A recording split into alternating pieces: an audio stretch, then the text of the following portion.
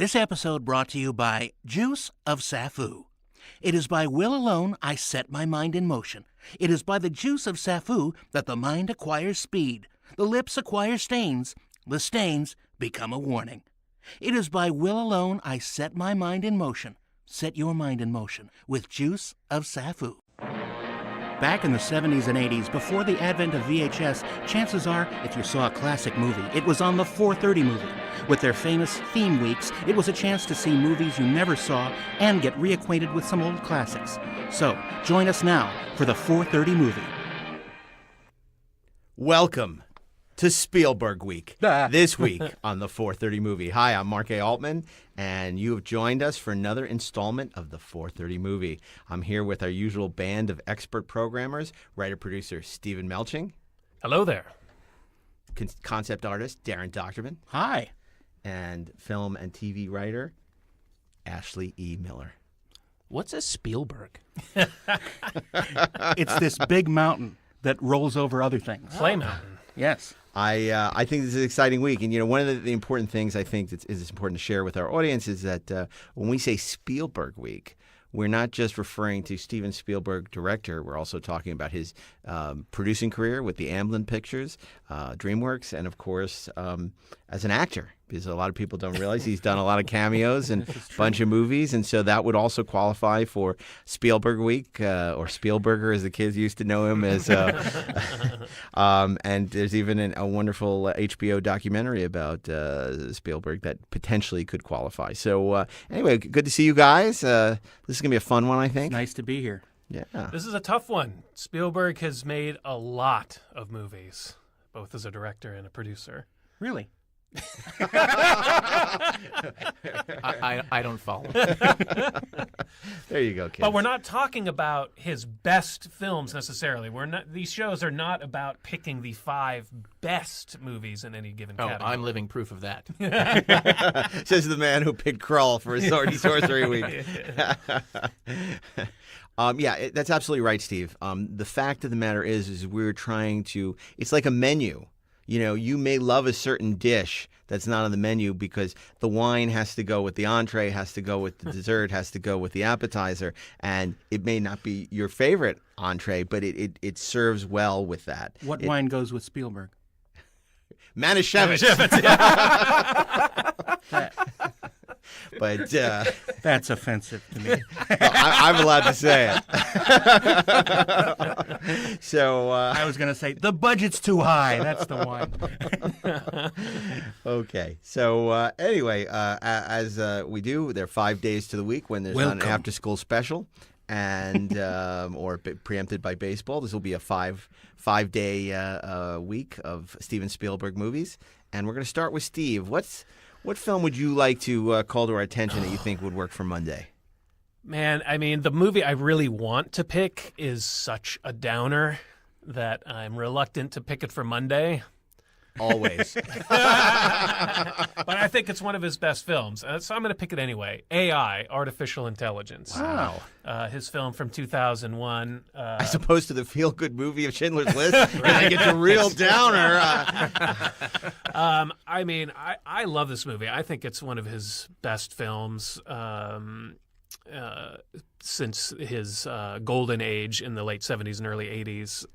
It's a film that famously began life as a Stanley Kubrick film that he had developed over many years based on the Brian Aldiss short story. He had brought in a couple of different writers to try to crack the story to his satisfaction.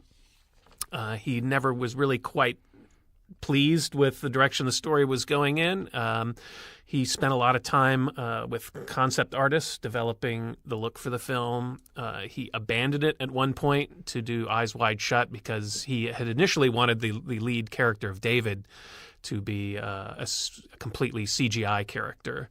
And obviously the visual effects technology was just not there. And then he saw Jurassic Park, and that reignited his interest in pursuing this film. And apparently this was a project he had talked to Spielberg. He and Spielberg were friends over many years. Fast friends. They were certainly phone friends. Right. Apparently Kubrick would call Steven in the middle of the night, like 2:30 in the morning.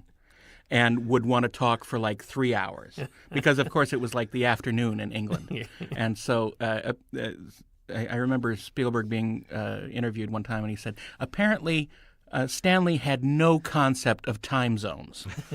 So I always found that very funny. But Kubrick loved to talk on the phone endlessly, and there are several people who he would call, and Spielberg was one of them. Mm-hmm. Can you imagine getting to the point you're like, oh, God damn it, Kubrick's calling again? I'm I'm never dreading getting Stanley's off this phone call. call. You're talking like to Kubrick, and your wife comes in, and she's like, we're supposed to go to the theater. You're like, It's Stanley. Steve, I want to ask you, without obviously, I don't want this to become a spoiler alert for our audience that hasn't seen AI before, but, when the movie came out, the ending is somewhat controversial, the last 5-10 minutes of the picture, and Spielberg was taking the task as doing a very Spielbergian ending, which he then said, no, this was Kubrick's original idea. Where do you sort of weigh in on that?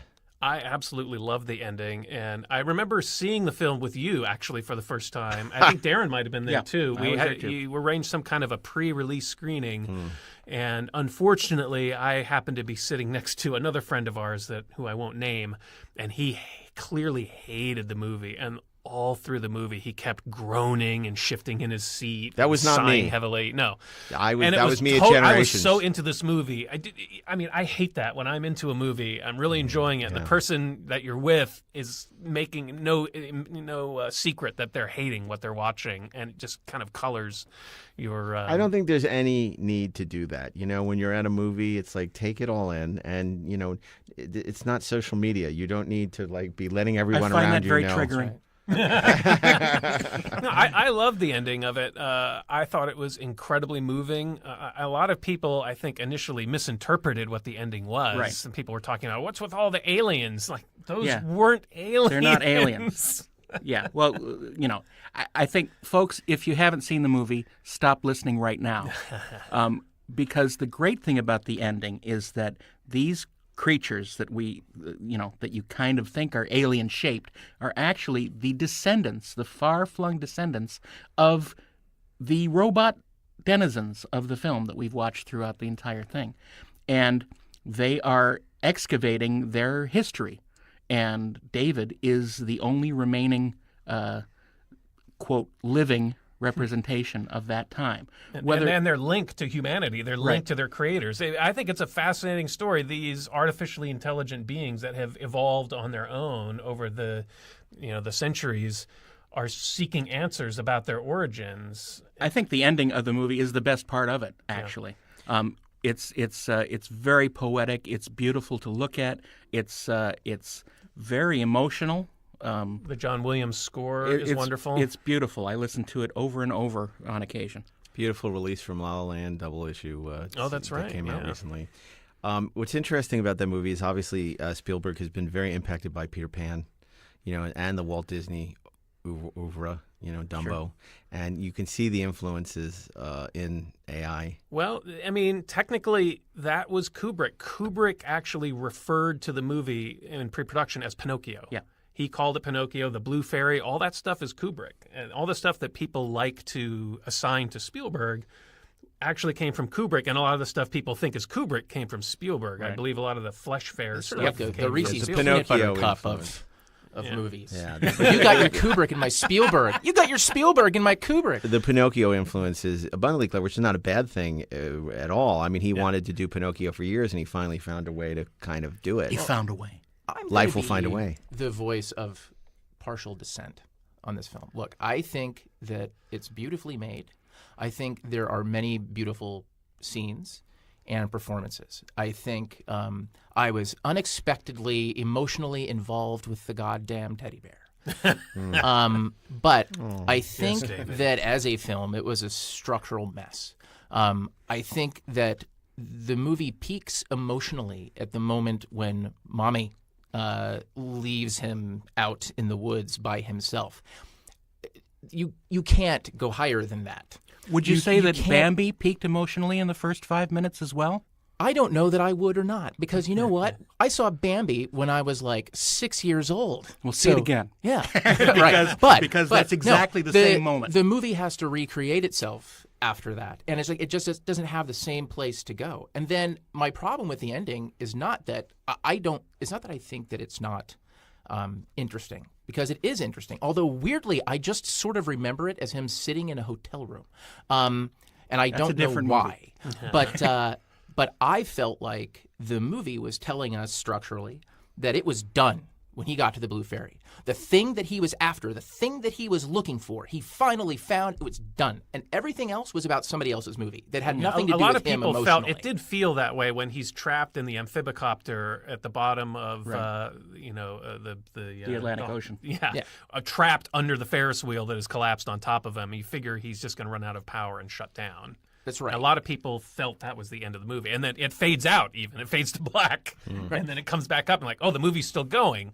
But that next section I freaking love because that's when they... The thing is... I don't dislike it. I just think that it's interesting and it works here instead of working here. You're confusing the Blue Fairy as his goal. It's not his goal. He's searching for the Blue Fairy, but so that she will make him a real boy so his mommy will love him. Yeah. That's his goal. And then without that last section, he doesn't get his goal. When the AIs recreate that for him, I found that so profoundly moving. They say she can only exist for a day, and he gets to spend one last perfect day with his mother before he expires. That is profoundly Except sad that reinforces moving to me. the interpretation that it's done when he gets to the Blue Fairy. Because what they provide for him is not what he wants. It is a representation of what he believes that he wants. What he actually wants is reality. And when he discovers the Blue Fairy, what he discovers truly is he is forced to embrace the reality of himself, right? Which I thought was actually A, lot more emotional, and B, kind of more interesting. I thought, again, I'm not really knocking that last section. I thought sort of as a little sort of short film postscript, it was kind of cool. But everything in the movie told me that when he got to that point, that was sort of like the sort of the sadly sort of ironic up because he had achieved it, but then achieving it wasn't what he hoped it would be. Right. And I just felt that there was nothing in the movie that built from or kind of expanded on.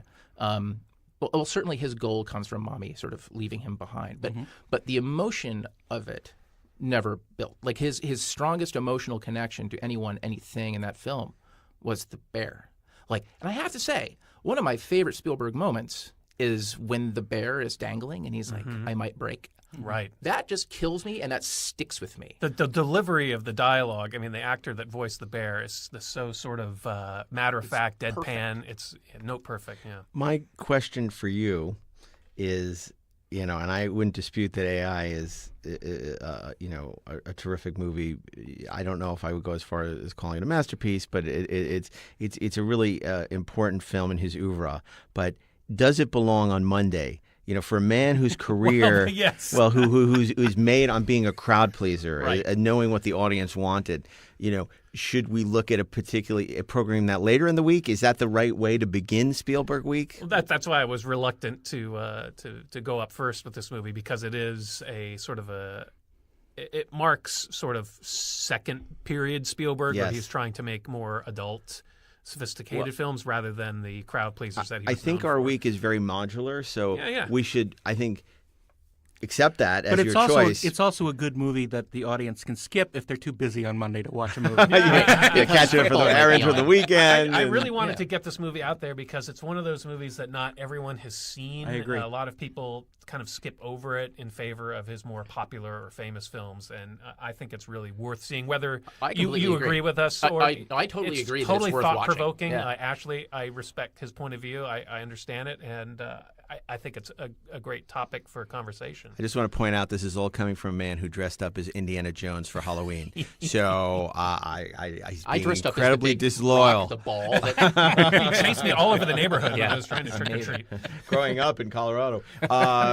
So AI, artificial intelligence, provisionally for Monday. Daren Dochterman. Well, gentlemen, Oh boy. thank you for joining me. Oh boy. Here it comes now, Con. I'm going to go with. 1941. Do you mind, Yes. Go ahead. Mr. Miller? Daren has the floor. Thank you, Chairman Altman. I'm going to go to my favorite Spielberg film, of all time. Even better than Jaws, better than Raiders of the Lost Ark. The Terminal. Right. No, wait. I think that Daren has the floor. Close Encounters of the Third Kind. Okay. 1978, it came out, 77 in November. And it was number 2 of the 1-2 punch that was Star Wars and Close Encounters. And it laid a jab right to my side, and it knocked me out for a few months. It is probably, I would argue, the most personal of Spielberg's films, closely representing his own struggle. And interestingly, the only other film that Spielberg directed that he has sole screenwriting credit on, other than AI, in Close Encounters. Whether or not he actually did write the screenplay, he certainly gets credit for it. There are several others that would argue with that. But I'm not here to debate that question. What I will say is that my feeling about Close Encounters is that it is not a film about extraterrestrials visiting Earth. It is a allegory of the trip into living a creative life. Agree. It is a demonstration of the struggles that you have to deal with when you choose the creative path, the people who will go against you, the family who will not understand you, the questioning yourself if you think that it's the right path at all, and the final struggle to recognize your own power of creation. And I think the main character, Roy Neary, goes through all of these phases and finally reaches enlightenment at the end when the, little creatures come and take him away. And they play Uno. Yes. But it's an absolutely beautiful film. It is a Polaroid picture of life, at least how it was for me in the 70s.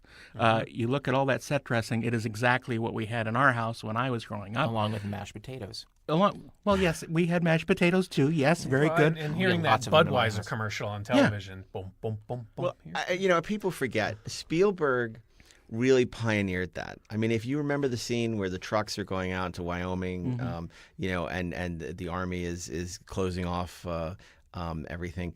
It was like Dairy Queen and all. You had never really had real brands. Everything was always fake in movies. It was made up. And Spielberg, said, if you're going to believe this reality I'm creating, as far-fetched as aliens landing, you got to have Piggly Wiggly on the side of the truck. And it was really a seismic shift. And it wasn't because, we're getting product placement money. It was because of creating a credible reality. And Spielberg really sort of pioneered. I can't think of a lot of movies before that where it was so grounded in authenticity. It's very naturalistic, and that was true of a lot of his films. Jaws was like that. E.T. Was like that. It's interesting to me that Spielberg kind of invented the paradigm for movies of the 80s, right? Everybody was essentially following the map that Spielberg drew with his films. But Close Encounters strikes me as being his film that is least like that is most like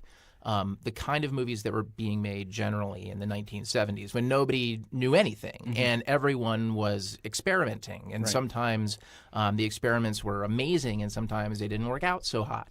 And certainly Close Encounters was an experiment that worked out incredibly well. And that's what I kind of love about it, that you can see the outlines, the sketches of the Spielberg formula. And I don't say that as pejorative, but it's not enslaved to it. It just kind of effortlessly tells this story that, and I think your analysis of it is dead on, spot on, brilliant, exactly right. Because it's, he's not just setting out to entertain us with that film. He succeeds in entertaining us with that film. Right. But he does have something to say. That feels authentic. There's a lot of debate and negative feelings about the ending, about him. People say he abandons his family to go with the aliens. That's not it at all. His family abandoned him. Right. His family left him. He tried to reconcile with them and bring them back, but they did not understand him. They did not want to go on this journey with him because they thought he was crazy.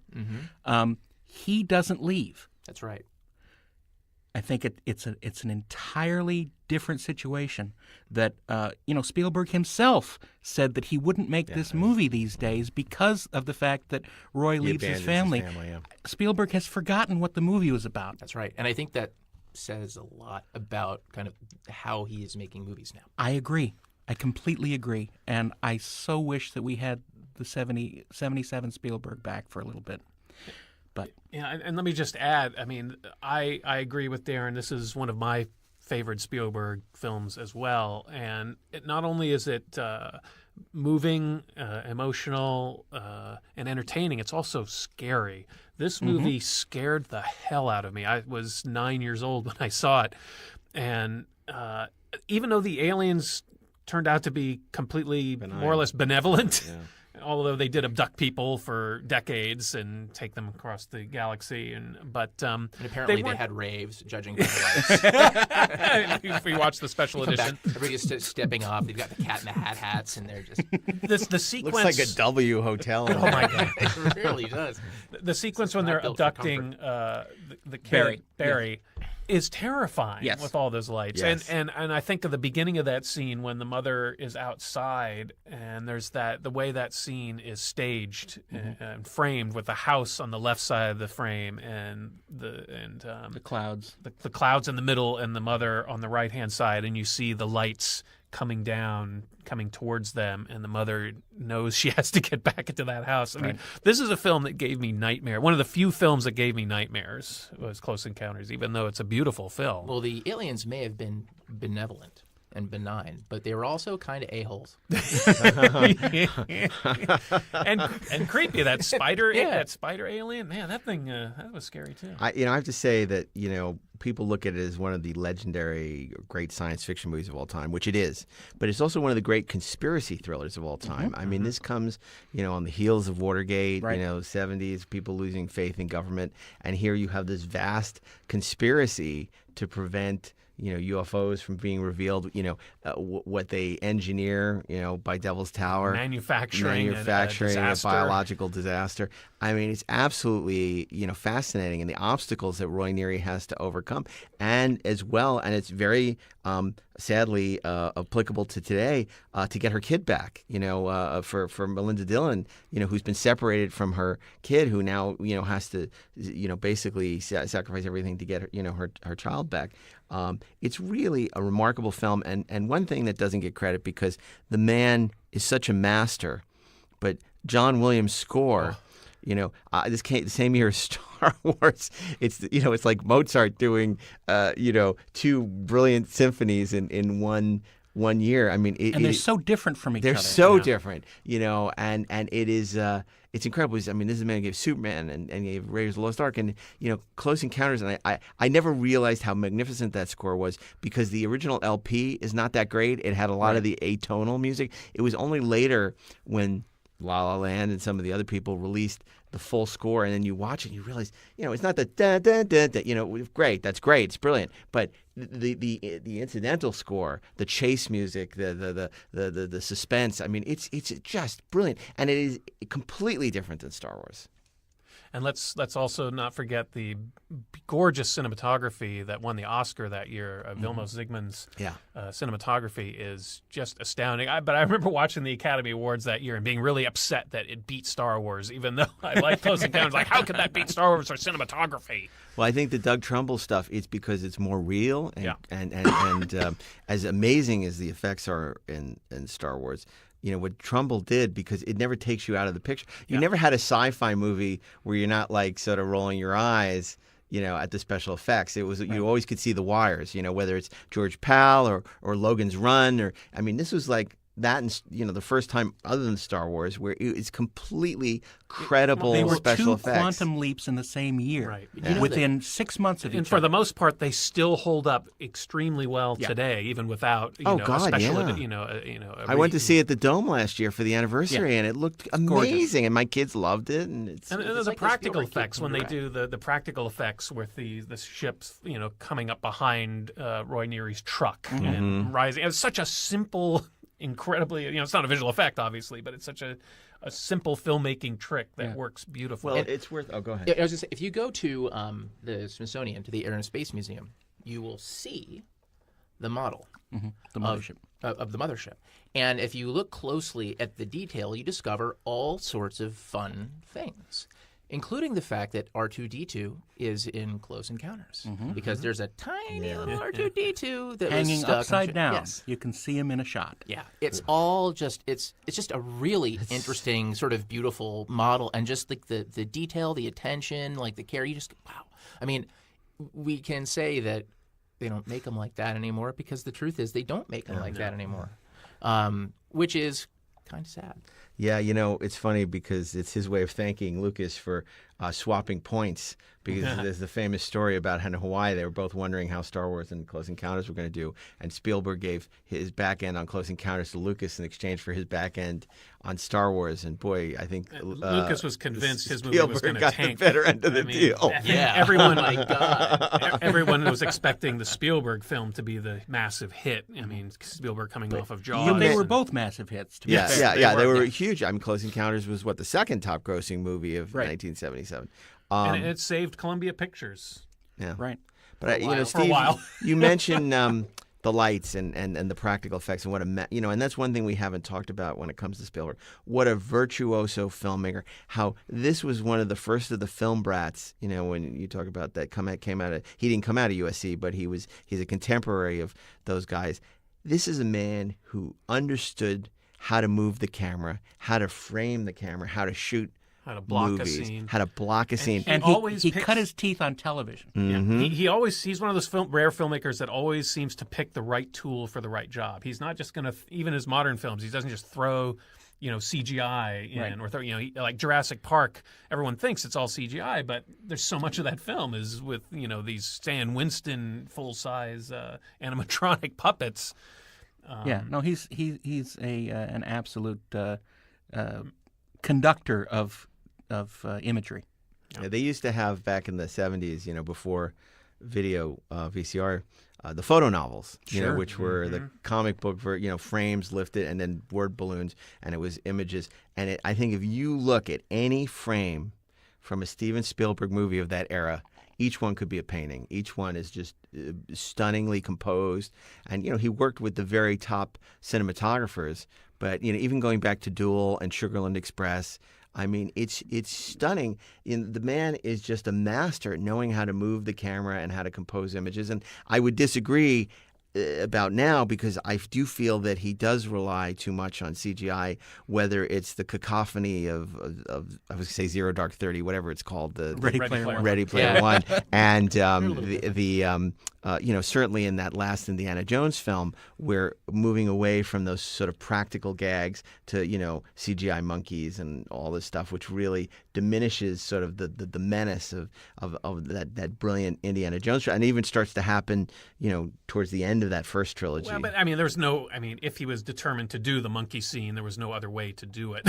You couldn't train Well, 100 monkeys to. even with that, I think one of the reasons why Spielberg generally does kind of make those choices so well. Why, yes, he works with the best cinematographers in the business, but he is so much more than that. He talks about film in a way that I have never heard anybody talk about film before or since. Other than Scorsese. Well, when he describes what he's seeing, like what he wants to see, he doesn't talk about it like, well, it's this frame and it's this thing. Like when he's laying it out, he talks about it in the sense of, how does this image make me feel? How does this image, I'm watching it now, I'm the audience, and the audience feels this. And then this sort of comes in and I see this and I begin to feel this way. But then the music, And it's just he is orchestrating it all like in his mind as though he is a person sitting in the audience watching the film. So he is experiencing it as he's designing it. And that is, again, I've never heard anybody talk about making film in quite the same way. And you even see that in his home movies and his student films, which is remarkable. Because I mean, I most people, you look at the films they made as kids, and they're unwatchable. Right. I mean, he even then he sort of had an instinctive knowledge of how to you move the camera and how to composite. I mean, it's really remarkable. He's a master at choreographing action. You're never lost in an action film. The geography is always very clearly laid out, and there's a progression to it. You don't get like so many modern filmmakers just shoot for the edit. Michael Bay, I'm looking at you. They're just throw it all together. Endless shots that are utterly confusing. Okay, well, Close Encounters. Fabulous choice. Of the third kind, not the second kind. Yes. Or the fourth. Right. And I assume now, right out. I will ask you, which version are we showing? There are 3 versions of Close Encounters. There's the original theatrical, there's the new cut, and of course there's this special edition. I think that Spielberg's final cut that he put out on Laserdisc first, which includes a couple of the things from the special edition, which are nice shots and nice sequences. I think that is the best version of the film. Yeah. Okay. Okay, so that's Tuesday, Wednesday, Ashley Miller. So the movie that I'm picking for Wednesday is it was the first movie I think that ever surprised me when I was a kid. I mean, that wonderful feeling that you have when you go to see a movie, you know nothing really about it, and you sit down and you watch it, you expect nothing, and it turns out to be wonderful. And sometimes transformative, but very often it's just this thing that you never expected emotionally. And the movie that I'm talking about is, of course, my favorite Spielberg movie. What I would argue is his masterpiece. And by the way, I'm not even saying it's necessarily his very best film. I'm saying it's the film that brought the whole room together, where he showed all of his capabilities and really showed us the kind of filmmaker that he is from like A to Z. I can't go there with Hook. I'm sorry. Damn it. Well, okay, then I'm going to pick something else. I guess I'm going to go with E.T. instead. Mm-hmm. I love E.T. I think E.T. is a nearly perfect film. It is beautifully shot. It is beautifully written. Melissa Matheson, Black Stallion. It is just everything about it feels real and authentic. The way that I understand that. That Spielberg. I mean, this was all sort of apocryphal, but that a lot of it was shot relatively in chronological order in order to serve the younger actors so that he could get them into the right emotional place, because it was easier to get them to go there. His facility with those young actors, I think, is just astonishing. It's amazing. The performances he got out of those kids. And with Cary Guffey in Close Encounters, too. Right. He's such a great director of children. I can't even think of look, I can take issue with Jurassic Park as having, children that don't feel like real children, but the performances were good. But he's just so great with them. Dee Wallace is so wonderful. Peter Coyote is so wonderful. And then he does these things, visual things, without comment that are just fantastic. First, largely through the first part of the movie, you don't see an adult other than Dee Wallace, except you don't see the adult except like from the waist down. It's all sort of shot from the kid's point of view. Peanuts. That's right. Yeah. It's Peanuts. The other but the parents don't go wah wah wah. Yeah, right. Thank God. Although maybe that would be cool. Redubbing E.T. with all that. Really funny. Other things that he does visually, like when Keyes, Peter Coyote's character, shows up, and I have more to sort of say about that as a story point, but. When the government guys show up and they tent the house, and it kind of looks like every airbag kind of went off all at once. And Elliot is in the little tent and Peter Coyote is standing outside of it. Go back and watch that sequence again. And here's what you'll discover. There is never a shot of Keyes that Elliot is not in. Right. One is foregrounded. One is backgrounded. One is either in focus, the other out of focus. They are always separated by glass or reflected in glass. Yes. It's fascinating. And Because they're the same character, separated by years. exactly, and it's brilliant, and it's moving. It's just and it's so. And I think this was the thing that even as a kid just sort of got me, right? Because everything that Spielberg told us to expect about those government agents were they're the threat, they're the enemy, and then Peter Coyote busts out with like Elliot. He came to me too. Yeah. It's like, I've wanted this since I was 10 years old. This guy Him coming you here is a miracle. think is a villain who's trying to kidnap E.T. and do experiments on him turns out to be utterly sympathetic. Exactly. In his own way. Like, Elliot at the beginning of this movie is, he's lamenting the sort of the loss of his father. Right. The theme of this movie is like, God damn it, Elliot, you got to learn that other people have feelings. Right. Just grow up.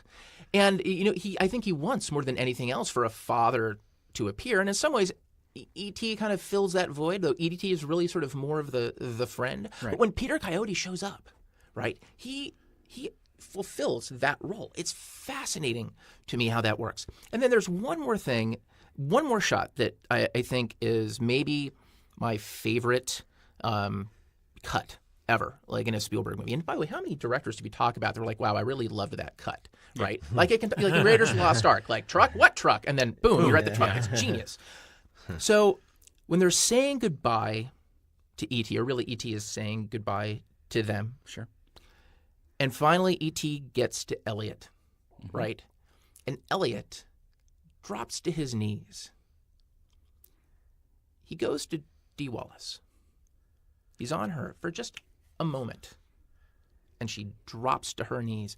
And she reaches out with her hands like Elliot does. And it's just so beautiful. It's not like, hey, look, Mom, we're directing. No, it's a moment of empathy. Right. It's like the theme is brought kind of full circle in one beautiful, simple shot. It's not fancy. It's not like overly designed. It's not ornate. It's just a boy and his mother experiencing the same emotion for different reasons. It is a movie that the only flaw in it is when it was re-released in 2002 and they took the goddamn guns out and they put the radios in. And then Spielberg had this moment of clarity. He realized, oh, that's dumb. I'm not doing that. And he fixed it. Well, he also changed E.T. from the Carlo Rambaldi puppet to a CG E.T., Right. which is also a mistake. Well, It's horrible. just in a few places. Yes, but still. Yeah. But thank goodness that has been eliminated and it doesn't exist anymore. Yeah. It does in my house. I well- still have the Blu-ray. Get rid of it. There's no excuse now. It's available 4K. Oh, is it? Yes, sir. That version? No. Yeah, no, I have the 4K version, original version. Okay, good. But I'm saying I Well, still that have the that's version what I'm as saying. a. Get rid of it. I like having it as an oddity. Erase it from No, existence. no, of course I have the 4K ET. What am I, a barbarian? But let me just bring up the miraculous John Williams yet again. Yeah. Right. For that sequence you were just talking about, Ashley, Spielberg let John Williams compose, and he cut the picture to the music. Brilliant. He let John have free reign in that sequence, and I think in the first flying sequence as well. But he said, John, I want you to just take out all the stops and do it, and I'll cut to you. Awesome. And that's one of the reasons why those sequences work so bloody well, and it just wrenches the emotion right out of you. And I cannot stop from welling up every time I see It them. is a Me too. perfect Me use of a composer to work their art and create emotion through music and then match the picture to the music rather than forcing a composer to hew to a very specific cut. It's a great movie, and I met E.T. and he thanked me for helping him once at Universal Studios. And I was pleased to be able to. Thank you, Mark. I missed that ride. A couple years ago, Daren and I and a couple friends did our Steven Spielbergia tour of Los Angeles, and we did our pilgrimage to the E.T. house and neighborhood, as well as the Poltergeist house and neighborhood. Where is that? Where's the E.T. house? It's up in Where is that? Tahunga? Tahunga, yeah. Okay. Oh God, we should rent a limo or a van or some It's bus. fun. We and just visited the do Marty that. McFly house and the That's Poltergeist awesome. house. It And was fun. the park where E.T. is in the van with the little dry caterpillar. ice. It's It's marvelous. all still there. It's exactly the same. Oh, that's super fun. The only time I ever did that is I took my wife to a place where they filmed Sunnydale High and the Buffy Summers house for Mother's Day once. But I'm a that sucker just for. I sounds love cool. visiting movie locations. Well, Vasquez Rocks, obviously, Sure. we've done many times. You have there the you floor, go. Mark. Wednesday, E.T., the extraterrestrial, the movie. The movie. The motion picture movie. Let me just say one more thing Yes, about go E.T. ahead. Just the E.T. ride when it used to be at Universal was, it's not a great ride, but No. the experience of it, of being in the forest. Yeah. And when I used to work at Universal occasionally, I would go for lunch and I would go into the theme park and I would go stand in the forest at lunchtime just because it was so fun to be among there and see E.T.'s teacher Botanicus appear every 15 minutes and say, "Oh, E.T., come back." Well, maybe you shouldn't have let him go if he was this important to the green planet. If he's the one guy who can save the green planet, don't leave him on Earth. There's a chaperone having a very awkward conversation. So where's E.T.? Left him at the museum. Well, I remember because when you first took off, it was so great, and they pumped so much air conditioning in. Yeah. Like, it was really like it's exhilarating. It The was smell of great. the pine Yeah. needles. Yeah. And, it was beautiful, and now it's gone. Yeah, now it's the Mummy ride, right? Or something. I don't know. Who knows? Who cares? Yeah, yeah. It's gone. Yeah, It's gone. it's gone. Like all of our childhood. Thursday. Okay, Thursday. So now, this is tough. This is tough because you guys obviously have picked some really remarkable movies, and I kind of am torn because it's like, do you go with a classic like Another classic. Raiders of the Lost Ark, which is arguably one of the great movies ever made, Jaws, which showed you could do a tentpole movie and still honor character and suspense, and again, it's Spielberg at the peak of his powers, and one of my most. But these are movies that people have seen, if not hundreds of times, perhaps thousands of times, and part of what we want to do with the 430 movie is keep our licensing budget low, but also to shine a light on maybe films that aren't as necessarily as well known. And I even toyed with Poltergeist because it's Spielberg produced and mostly directed, and Save it for Haunted House Week, Mark. but indeed. So I'm sort of torn, and maybe you guys can help me because I have two picks, which will become one.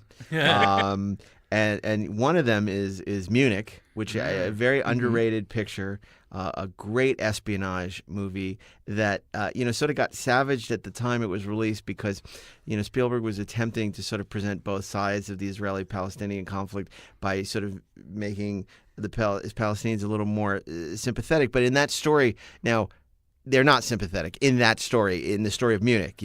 Right. I'm not saying that in terms of the the territories and Gaza and all but it got away from what the story of Munich was. But Eric Bana is so good in that movie, and then you have Michael Lonsdale as this enigmatic French arms merchant, and Matthew Almeric, who are both terrific. Again, another movie where it's the problem of Spielberg in the 90s, too many endings, but it's such a great pressure cooker, 70s throwback, and it sort of proves why Daniel Craig would eventually become a great James Bond. There's so much I love about it, but maybe my pick, and I'm going to need your help, could be, instead of Munich, Bridge of Spies, which is just a remarkable story of why, honestly, it comes down to why the United States is great. Because here we have a guy, an accused spy, Mark Rylance played Rudolph Abel, who is caught red-handed spying for the Soviets at the height of the Cold War. And, even though it's unpopular, Tom Hanks as James Donovan defends him because in America, everyone is entitled to a defense. Right. And basically they want a show trial, monkey trial, and he not only defends him, but by standing by Abel and doing the right thing, he's able to save Francis Gary Powers and get him out of the Soviet Union as part of it. And he sees, sort of in that how we may need him as a bargaining chip. It's just a great movie. It has that great virtuoso Spielberg filmmaking. It has a score by Thomas Newman that's pretty good. It's not a John Williams quality, but I love so much about it. I love Hanks in the movie. The one thing I don't like is because it's the 2000s. We have to add an action scene. So, of course, the shooting down of Gary Powers' U2 becomes this big CGI mess of a scene that's totally not necessary for this movie. But I just absolutely adore Bridge of Spies, and partially it's written by the Coen brothers, who contributed a bunch. And there is that quirky, weird Coen brothers scenes, like where in the East German embassy, Tom Hanks goes to meet the quote-unquote family of Rudolph Abel. And it's just bizarre and weird and funny and very Coen-like. And the marriage of Spielberg and the Coen brothers is terrific. And I'm just a huge fan of Bridge of Spies. And, when they say, oh, Spielberg, is not making them like he used to, I feel like Bridge of Spies belongs in that pantheon of great Spielberg classics. I also feel Munich does. So I'm really torn between Bridge of Spies and Munich, and I have a feeling none of you are going to help me resolve this dilemma. I've only seen them each once. I own them both on Blu-ray, and I like them both very much. I thought Mark Rylance was terrific in Bridge of Spies. Frankly, I'm sick of Mark Rylance, but I've had about enough of his crap. Listen, Rylance. I would edge toward Bridge of Spies myself, mostly because it's more satisfying, and you don't hate yourself for liking the main characters. Interesting point. Yeah, I agree with that. I think the other thing about Bridge of Spies is one of the things we've talked a lot about in Spielberg Week is just how the things that he does just demonstrate his virtuosity as a filmmaker. And the thing that that maybe we should talk about with Bridge of Spies is the fact that this was not a $150 million blockbuster that he made. Like, this is just a movie that he kind of just decided to make. Yeah. And he just went out and he made it, man. It's like, for some directors, this would be their masterpiece, their masterwork. Right. And for Spielberg, it was like, yeah, I'm going to Another go for day a at the jog office. around the block. Hey, look, it's Bridge of Spies. Hey, look, let's make this one. Like Yeah. that famous year where he did Jurassic Park and Schindler's List the same year, and he's cutting Jurassic Park while he's making Schindler's List. Well, I mean, George Lucas was was cutting cutting Jurassic Park. I mean, it's a really extraordinary double shot. Now, I'm not a huge Jurassic Park fan the way other people are, but it's really remarkable when you look at that achievement. I have to say, I remember It's astounding that those films came out in the same year. It's from sort the of same like, filmmaker. and it's sort of like Oliver Stone doing, was it The Doors and JFK in the same year? Yeah. Not quite on the same level, but I love both those movies, so I understand what you're saying. And I would say that, what's remarkable also about Schindler's List is, of course, it led to him starting the Shoah Foundation and doing, an immense amount of good came from that movie. But I remember I was interviewing Ralph Fiennes, and we were having a lovely conversation at the Beverly Wilshire Hotel, having a nice meal and everything. And at one point, he says something about, he's talking about Schindler's List, and he leans forward and he lapses into Eamon Goth and does the accent, and he goes, "Sven, let me tell you something more."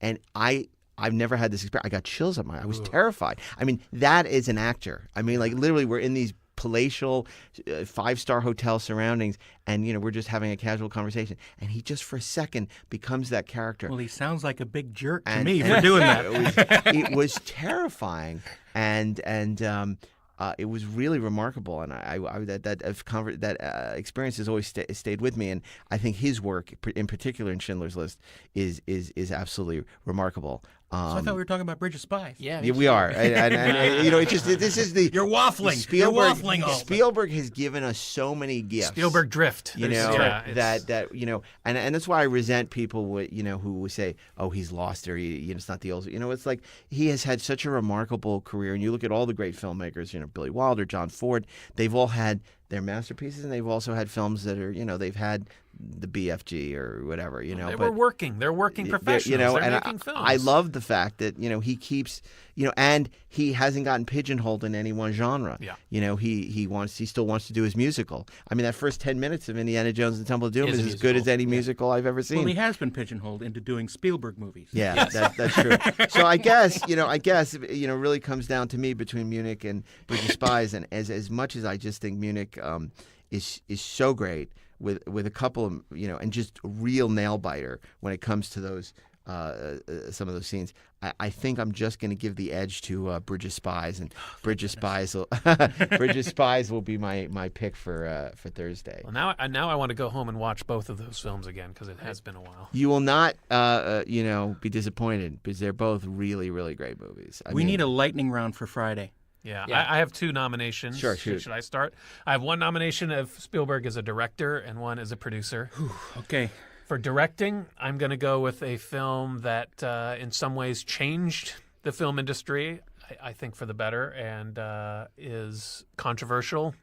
Indiana Jones and the Temple of Doom. Mm-hmm. Love it. I think the best of the Indiana Jones sequels. You're not nuts. You're crazy. Not without its problems that we could discuss if we want to discuss it further. The other film, as a producer, from the following year, Young Sherlock Holmes, Fascinating. which is What a an interesting fun choice. little movie that Amblin Entertainment produced. Really directed fun. by Barry Levinson. Yeah, an origin story of for Sherlock Holmes. And with a another terrific- at the dawn of the CGI era. Yeah. Yep. One of the first CGI with the The stained glass man. window that becomes a person. and a great score by Bruce Broughton. Bruce Broughton, Yeah, great score. Love that score. Okay, Those are good ones. Darren? I want to throw in a small Spielberg film, but I think an extremely entertaining one. Catch Me If You Can. Yeah, good movie. Leo, what's his name? I've never heard of him. Yeah. Dick DiPrio. Yeah. As this basically forger who gallivants around the world on bad checks and lies, and it's a totally engrossing movie. Yeah. Ashley? I'm going to have to go with one of my other favorite movies from the 80s that Spielberg produced and I believe wrote the story for, and it's beloved by many. And I recently shared it with my son, who adored it and watched it over and over and over again. I personally think for Friday that The Goonies are good enough. Okay. Interesting.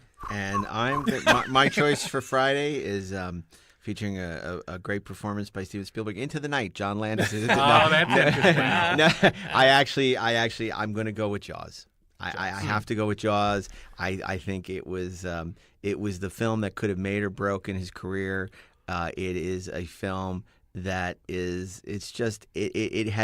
everything about that movie works, and given the hell on earth that he went through, and that he was able, with the shark not working, the legendary stories, everything, being on a boat, and just going months and over schedule. It's also an example of great producers protecting an actor. I think you could also go with Duel, which is the same movie, but I got to go with Jaws. I feel like that caps a great Spielberg week. It's as if God created the devil and gave him Jaws. Well, it's funny, and I'm sure Richard Dreyfuss would agree with me that it belongs on Friday. Look, every time we were out on the boat, we would hear over the radios, "The shark isn't working, the shark isn't working," and it was extremely frustrating for us and Stephen, but we got through it somehow, and I'm just glad to be alive after all the materials I snuffed up my nose and things like that. Well, we're so glad to have you join us, Mr. Dreyfuss, and I'm a big fan of Stakeout.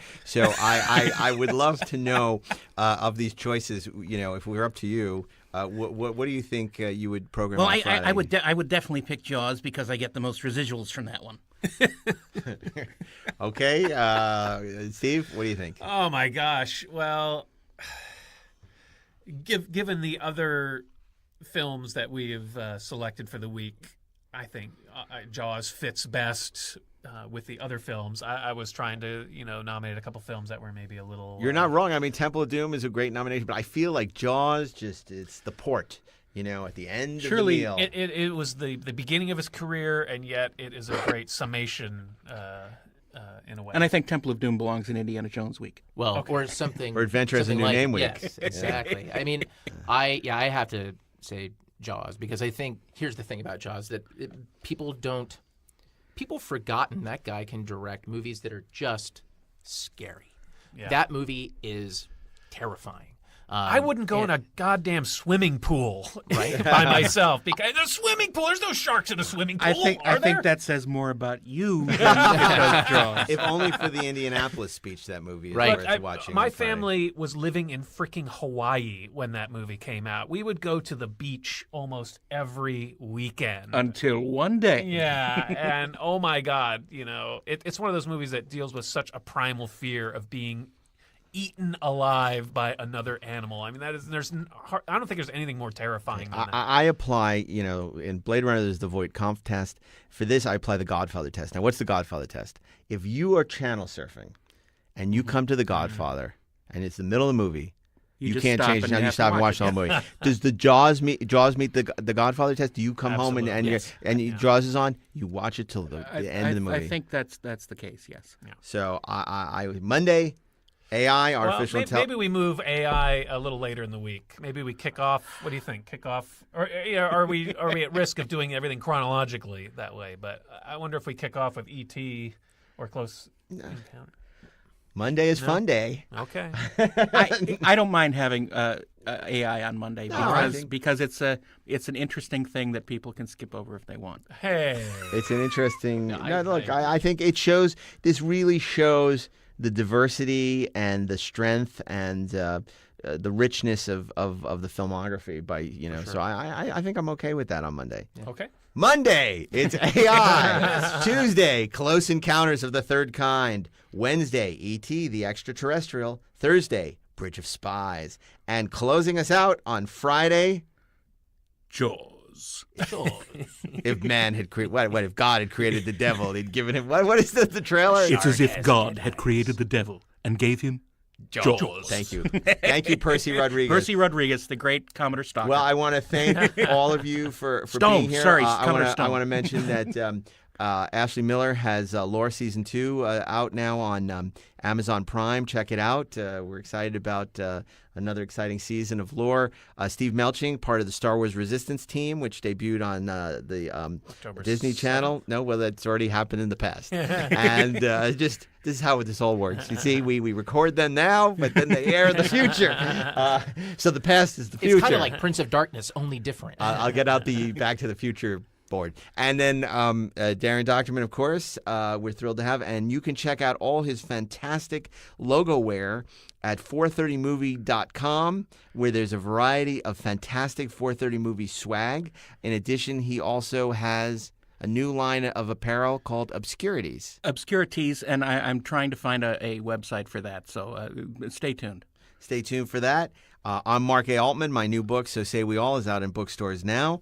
And we thank you for joining us for the 430 Movie. Join us next week for an all-new episode. And a special thanks to our friends here at Electric Studios and the Electric Search Network, and especially engineer Bill Ritter for making everything possible. This has been the 430 Movie.